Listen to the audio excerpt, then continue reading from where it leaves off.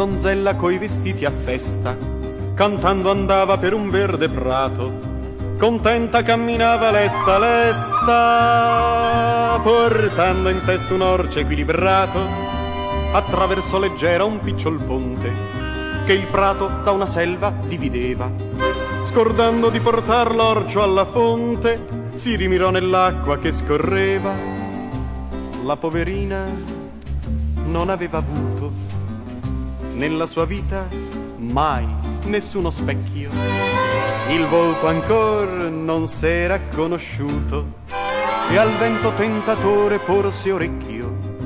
Diceva il vento con un bel sorriso: ti sei guardata in parte solamente, è graziosa mirarlo, è bello il viso, ma del tuo corpo non conosci niente. La fanciulla comprese dalla testa, per prima cosa tolse il fazzoletto, e di biondi capelli in grande festa si sparsero lucenti sul corpetto.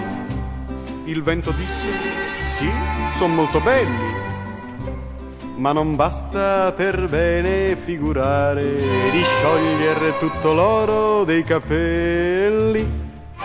Il resto è tutto ancor da indovinare.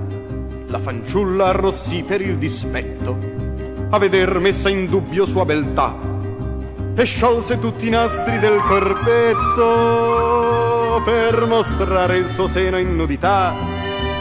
Poscia si tirò il nastro della gonna e fuori ne sgusciò tutta vestita. Che ricordate pure vostra nonna, 7 gonne portava appese in vita. La seconda calò, quindi la terza, ed il vento fischiò per l'emozione. Poi la quarta e la quinta con solerzia, sesta e settima al fin restò un bottone.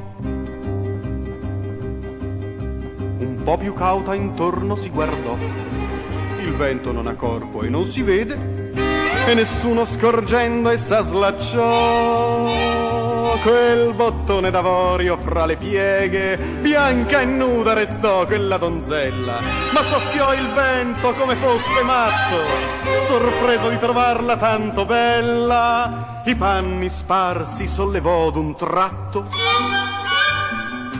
candida e bianca come un angioletto.